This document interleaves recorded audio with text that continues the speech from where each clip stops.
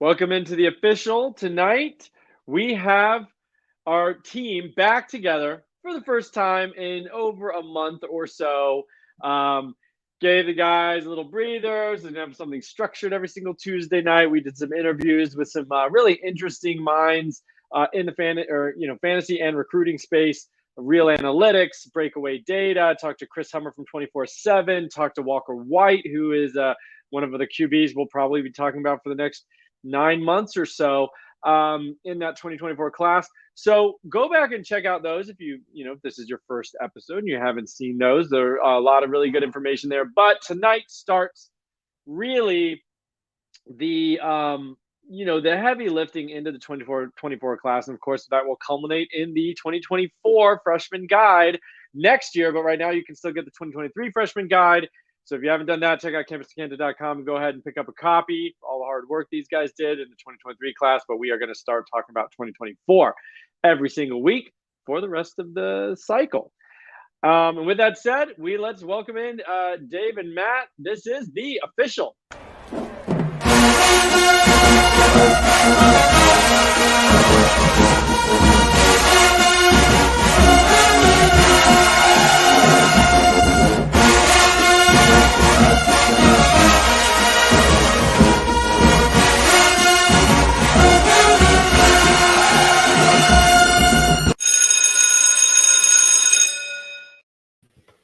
All right, look at this. The gang back together, full swing. We're at full strength.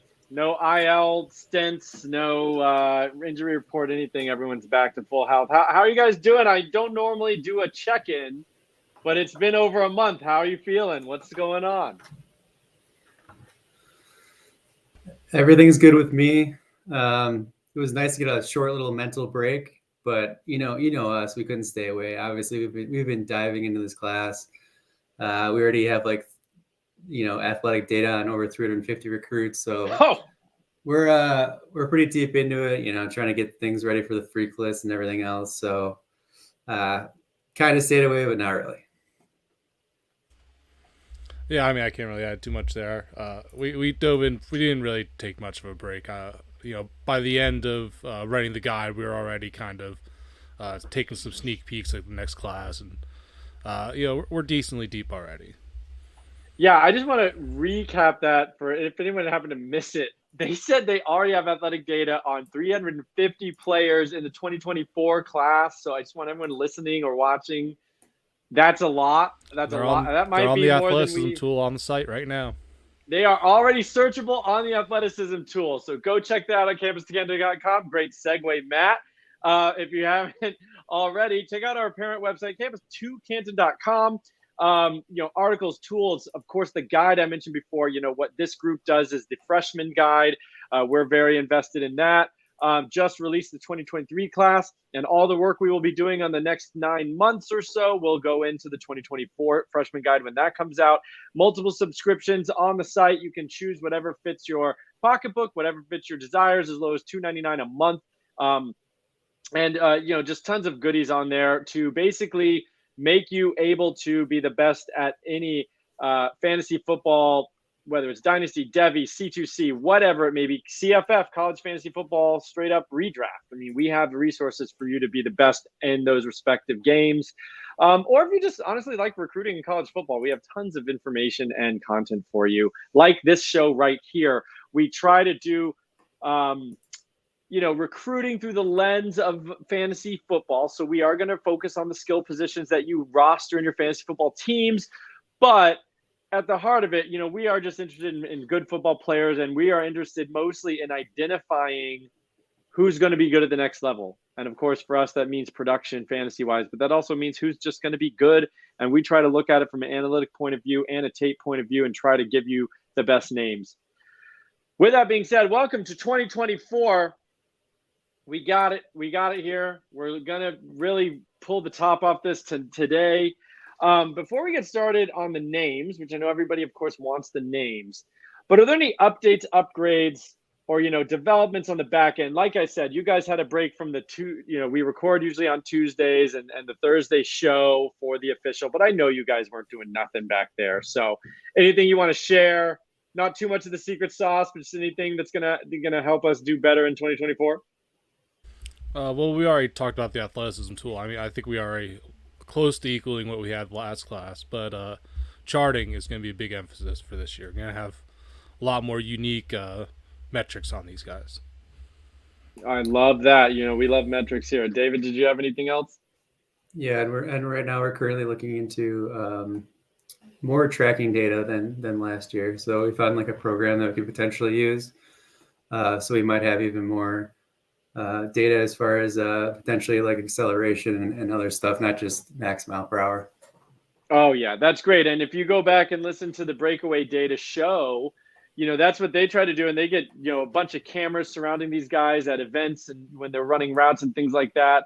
But perhaps we can find a workaround for what we do, which is look at, kind of game film and still be able to track some of those types of movements, top speed into a break, top speed out of a break, things of that nature, which just gives us more pieces to the puzzle of some of these guys and how they can produce at the next level.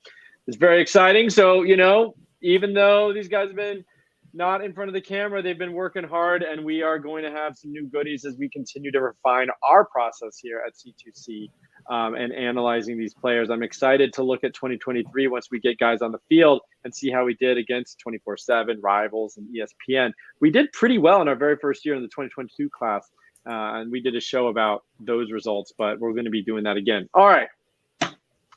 So we got, I think I would say still kind of the gold standard for recruiting. I still would say it's 24/7 Sports. It's kind of like the first place I go when I'm just kind of getting a general idea of the class. I wanted to throw some of these numbers out there for you guys and see how it sits with you. So right now, 24/7, they will add to this number, but they have 125 quarterbacks graded, I believe. Only 2 5-stars and 16 4-stars. That is compared to 5 5-star QBs and 26 4-stars in the 2023 class.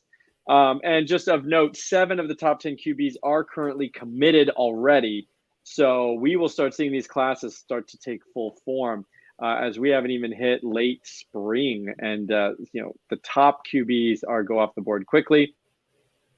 Running backs, 0 5-stars right now, 22 4-stars. That's compared to 2 5-stars and 24 4-stars in the last year's class. And then 219 wide receivers graded, 8 of which are currently 5-stars on 24/7. That is a huge number. There was only 4 in last year's class, 4 5-stars. And then 46 4-stars versus 55 last year. So I think this is normal. We will see stars added as the process goes on. We'll see some stars taken away. But how do you see the overall landscape of this 2024 class right now? I know there's 8 5-star receivers. Austin has already said in the Slack for the company, the wide receiver group's looking special, and the sheer number of 8 5-stars at this point in the process feels kind of wild. I struggle to think there will be 8 5-stars by the end of the cycle. Like, some will lose, I guess. But is that the clear strength of this class? What are you guys thinking from a bird's eye view right now? I would definitely agree. That and tight end, to me, are the 2 strongest positions this year, at least with the top-end talent. I think, 24/7 is probably over-exaggerating a little bit with the 8 at the moment. And so far, I'm very different from their rankings this year, at least. I'm leaning much towards, like, on threes evaluations on some of these guys. Yeah, it's interesting because the on-3 consensus has 4 5-star receivers. But yeah, definitely the receiver class is the strength for sure. Quarterback class is, there's some potential guys, but it's definitely weaker. Like last year, honestly, has potential to be pretty special. Mm-hmm. This year so far to this stage, it doesn't look super strong. And then running back is interesting because there isn't a lot of like high-end guys. There is no 5-stars to this point, but like there's a lot of well-rounded guys like that are, and I think it's deeper than last year. So like there's guys that are pretty good runners and also can catch the ball. And this class has better size than the last class. The last class was like tiny, I feel like. Yeah. I think so. Yeah. So like the running backs, and then like you said, tight end is there's some high end guys there. Yeah, one thing Austin mentioned, just going back to the wide receivers, he was like, how are all these players basically NFL bodies already? And I'm looking here, the 8 5-stars currently listed on 24/7, nobody is below 6 feet tall. And most of them are listed at 180 or above. There's 2 guys in the 170s. So, I mean, to have 8 in the top 10, if you drop down, number 9 is 6'2", 180. And then you finally get a guy below 6 feet at number 10, and he's 5'11", 170, which is still, pretty decent. Like in high school, these guys are junior measurements at this point. That's crazy. They're all big wide receivers who can absolutely move.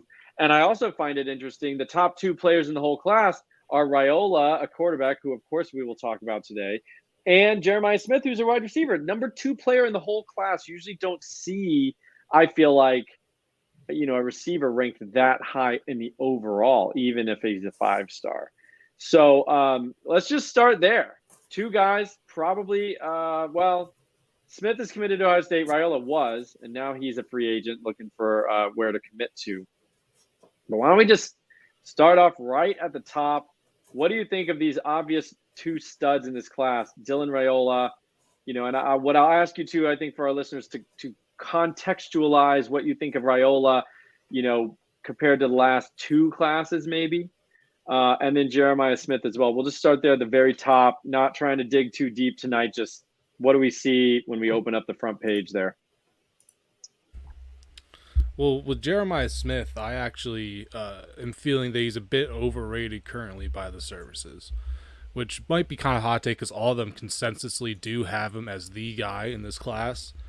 I charted 3 Chaminade games with him and Josiah Trader, and I came away pretty unimpressed. I mean, they did look good, but they're very good in certain spaces. Like, they're both are going to separate very easily at the next level. They both have pretty good hands. I thought Smith kind of lacked in physicality, and he wasn't very good after the catch, particularly, which stood out to me. I'll come out and say he's not my wide receiver 1 currently. I think we all know that by now. There's a growing consensus, at least in the fantasy space, of Micah Hudson being the wide receiver 1 in this class for most of us. And at the moment, he's not my wide receiver 2 either. There's another guy in this class, Mylan Graham, who also might be going to Ohio State that I really like more as well. They all go to Ohio State. All right, David, keep it going with Jeremiah Smith. I mean, do you feel similarly? Yeah, we're pretty much on the same page. So, like, a lot of these services are comparing him to, like, Julio Jones and, like, AJ Green and stuff. And they've all seen him in person, so I don't know. I think he might be, like, really impressive in person. But from what I saw in his junior tape, like, I think he's a good athlete, but I didn't see, like, I mean, Julio, like, come on. Like, that guy's an absolute freak show. I think he's athletic. I just don't know if he's to that caliber, and we don't have a lot of verified numbers on him yet. I think we have 21 miles per hour, which, it's solid, but he's really good. He's going to be in my tier 1 regardless, but as of now, and he could definitely take a big leap as a senior, especially with that body type. He can add more muscle and just become more dominant. So, I'm not going to say anything like that. He won't be my number 1, but good player. I don't know. It seems a little steep right now. I have looked at some of the top end guys. I'm not nearly as deep as you all yet, but I looked at Smith and I kind of agreed. Like, yeah, I agree. Like Julio Jones. I mean, no. I mean, I don't see that. He is 6'3", pushing 200. He's a big body, like you said. But I agree with everything you said. And even if he hits 21 on the open stretch, max MPH, I think what Matt basically alluded to is like the suddenness in and out of breaks, yards after catch, which is something I really do value. Not so much. So I kind of agree. It's not like he's a complete everything you could ever want in a player, which is kind of how people are talking about him.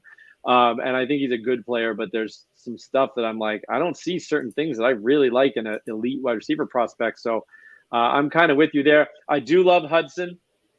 I love Hudson. I've ranked, I think, 5 or 6 fully graded 5 or 6 receivers in the class so far, taking it from the top, and he's my top guy right now. I think that guy's nasty. Dylan Raiola, huge QB name. I have seen people say he would have been the number 1 QB of the last 2 classes. If you put 2020 to 2024 all combined. Would you take it that far, David, with Raiola? I'm not quite there yet. He could definitely get there. He's obviously really, with his off-platform stuff. He's super talented. You don't see that from a lot of juniors, from the time that we've been studying juniors and stuff. But he's in a good place. I feel like there's just a couple annoying things for me. Like he had negative 82 yards rushing last year, which is just a bugaboo for me. I just mentally. That's part of my process at this point. I don't know. It could be flawed logic. I'm not sure, but it really bothers me at this point. I'm sure he'll get more athletic, add a little mobility this year. And also his VOE was like around 4, I think, which, average. That's weird. That feels weird because it looks like he has an absolute cannon. I don't know. He has a lot of touch passes on film and he can throw it really, really far, but I don't know. He doesn't throw a lot of lasers for some reason. I think he's probably capable of it. Everyone seems to think he has a really strong arm in camp settings and stuff. It would just be nice to have a higher data point in that regard too. Sure. But he'll probably get there as a senior. So I'm not there yet to say he's number one. He's in the mix with all those other studs we had last year. Okay, fair enough. Matt, any other take on Dylan Raiola? Yeah, I mean, I would agree with most of that. I think he's probably the best talent in the past 2 or 3 classes, but he hasn't all put it all together per se yet. He definitely had some rocky points last year during his junior season, so he definitely has some stuff to clean up. But Malachi Nelson even had some rocky moments in his senior year, as we came to learn from his charting. So I don't think that's enough to really count him out from being this top guy. So right now he's currently graded out for me pretty similarly to Nelson. I wouldn't say for sure at this point whether I could see them being similar. That's actually not bad. I mean, but just to me, it's just talent-wise. Right now, if I had to pick one, I would choose Raiola probably, just because of the higher physical talent than what Nelson has, where he's more cerebral and accurate passer and all the important stuff. Okay, I think I'm with you on that. I mean, I remember seeing Raiola's, I think, sophomore tape, and the guy's just dropping buckets in the corner of the end zone, 60 yards downfield. I mean, just Mahomesian throws as a sophomore. Very interesting guy. I need to look at his junior tape. Not sure I've seen it yet. He's 6'3", 220, so the guy's already got an NFL size as a junior, basically, in high school. So, all right, I just wanted to throw those names out there. That's no one's going to be surprised we're talking about those two guys. I think at this point, let's kind of shift gears a little bit. I'm going to open the floor to you. And we didn't want to really go on rankings yet. We're not trying to set anything in stone. This is more of like a general overview. But who are some of your favorites? You mentioned Micah Hudson, Matt. The guys that have just popped, where you flip on the tape and you immediately sit up and you're like, oh, okay. Was Hudson like that for you? And can you name a few others? I mean, they can be anywhere from 5 stars to 3 stars. I don't care. Just some names that our listeners, should definitely put on their list to take a look at themselves, and names that you have a feeling we will be talking about a lot this year. Yeah, so Micah Hudson's obviously, that guy for me. He's my highest grade wide receiver in the past 2 classes at least. So I am really high on him. He definitely jumped off the tape. I think 2 guys that I'm much higher on than the services are at the moment are all these are wide receivers: Jalen Miller and Aaron Butler. Miller is actually a 2-sport athlete. He just got offered to play basketball at LSU too, which is extremely impressive. But he's also a really well-built guy, 190 pounds already, a total yak monster. One of the best yak players in this class. Already got the Debo comp slapped on him. So I think there's really a lot to like there. And we clocked him at 21.4 miles per hour, which at that size is also very good. So he has a really well-rounded game, and there's a lot to like there. Probably a tier 1 guy for me. I won't say it's in stone yet, but I'm very high. I'm a top 10 wide receiver for me for sure. Then Aaron Butler is just one of these skinny, decent length. I think he's listed 6'1" or 6 foot, but he just one of those guys that just moves different. He's super bursty. He was thought to be playing corner for a while. It seems like now he's mostly going to be recruited at wide receiver. I think that's where he wants to play. And he's just super well-rounded skill set. He can go up and get the ball, even though he's only listed at 170 pounds. He's a little skinny, a little frail, but totally yak monster. He can separate really easily. He can go up and get the ball. There's really a lot to like there. He kind of reminds me a bit of Xavier Worthy, just like that kind of skinny, super twitched up athlete. Okay. And then one more really deep shot at wide receiver, Terrence TJ Moore, 6'3", 190. We clocked him very fast. I don't know if we want to put out an official number yet, but well over 21 miles per hour. Okay. And he's another guy that just separated really easily. He's a big jump ball guy, and he came out really good in our charting. That sounds great. Okay, David, any names?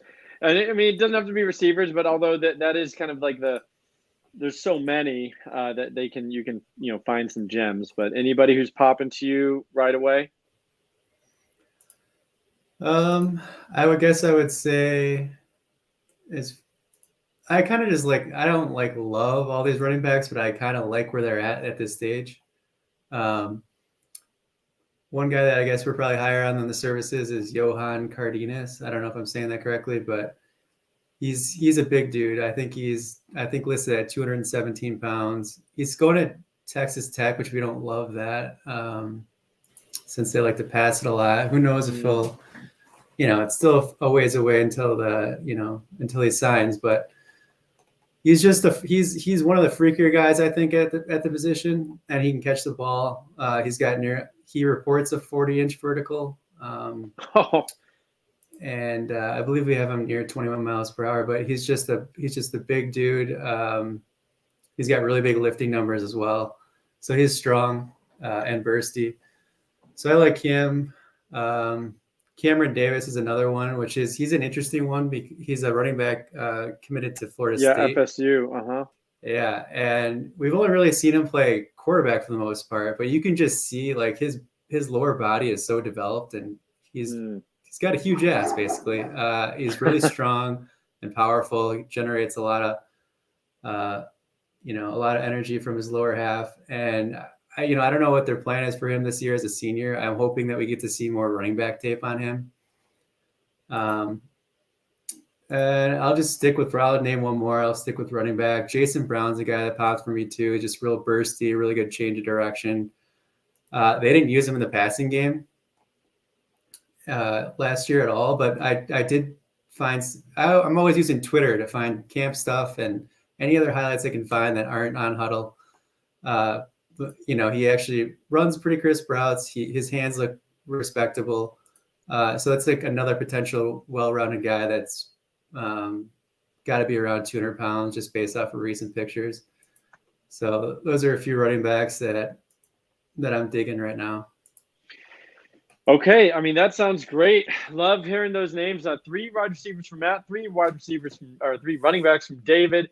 I will throw. I'm not nearly as deep, so I can't really dig that deep into it. But kind of a homer pick. But this is a guy I've liked even when we did a sneak peek on the 2024 class earlier in the year or late last year even. And that's Chauncey Bowens. He's a running back headed to Florida, but he always looked very smooth to me. He's now listed at 220.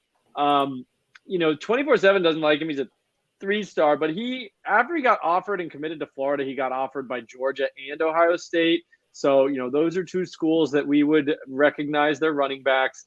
I just think he's big and is smooth. I don't have a miles per hour on him. You guys probably do already, but he's a 10.8 100 meter guy. So he's actually got some pretty good top speed. Yeah, that's good long speed. He's 220 pounds already. I just think he's a pretty interesting guy. Glad Florida locked him up. Hopefully he sticks. We will continue obviously to mine these players as we learn more about them. But thank you for those names. That's great. A lot of excitement here already in this class. It's nice, just revolving door. There's always someone else to get excited about. All right, now I'm going to give you a chance to call your shot here for the 2024 class. We will take down these names and see if we get them right. Can you give me one player that you are very confident that you would say will gain a 5th star by the end of the cycle? So presumably a 4-star. I guess if you want to shoot from way deep and pick a 3-star who will wind up a 5-star, that's up to you.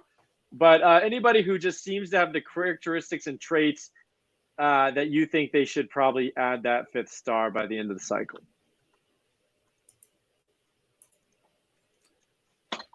Yeah. So I kind of have a deeper shot, I guess. You always he do, he is a 4-star. So okay. But 24/7 isn't very high on him. So I don't know if there's any possibility he ever gets there. He's in the 20s for 24/7, but RB8 for on 3. Running back Kedron Young. He's kind of a smaller school Texas prospect. He's got pro size already listed in the 220s, 5'11". He's really athletic, really super physical guy. It almost reminded me when I first turned it on of Judkin's physicality from when he played in high school. It kind of flashed to me when I turned it on, his tape on. But he's also a very good athlete. We got him at 21.9 miles per hour at 220, which is absurd. I'm in. He can cut laterally. He has good vision. He's not going to shake guys in the open field, but he's definitely going to put his head down or shove his hand into their face and throw them to the dirt. So there's just a lot to like there. I think what's really keeping him out of the higher rankings right now is just visibility and his level, the conference that he's playing in Texas.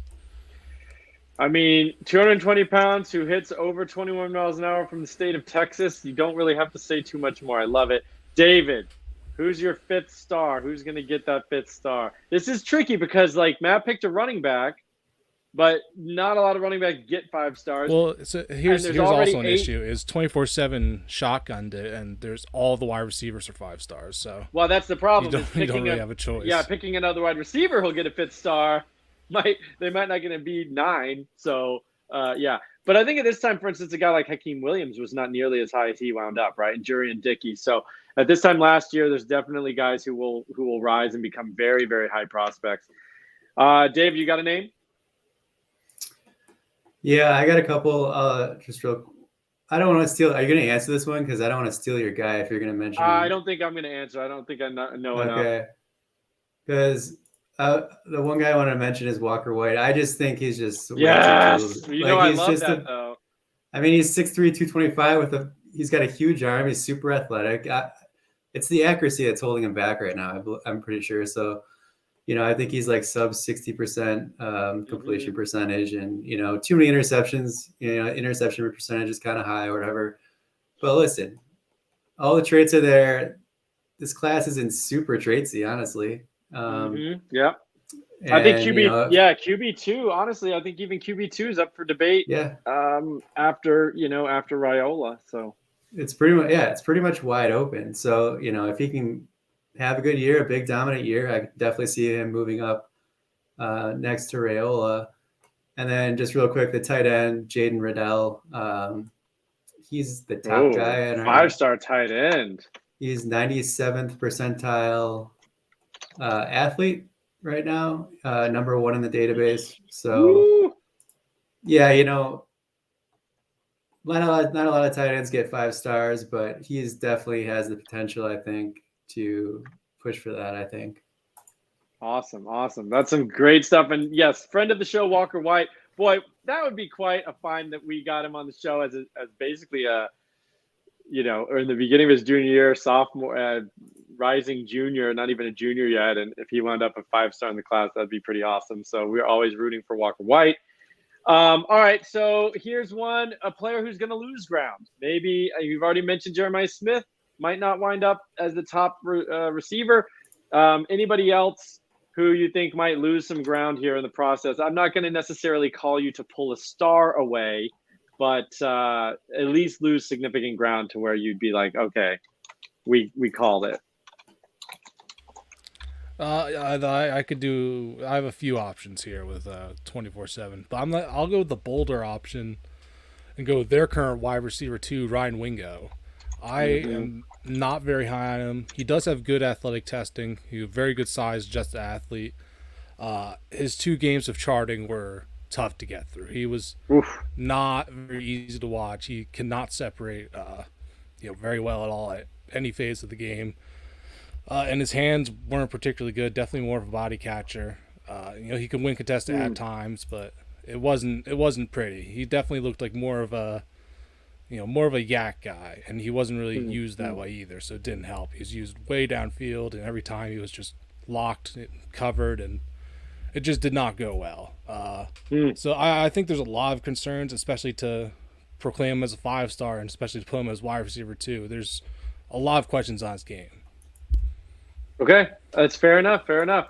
All right, Ryan Wingo and David, you got a name for us who's going to lose ground?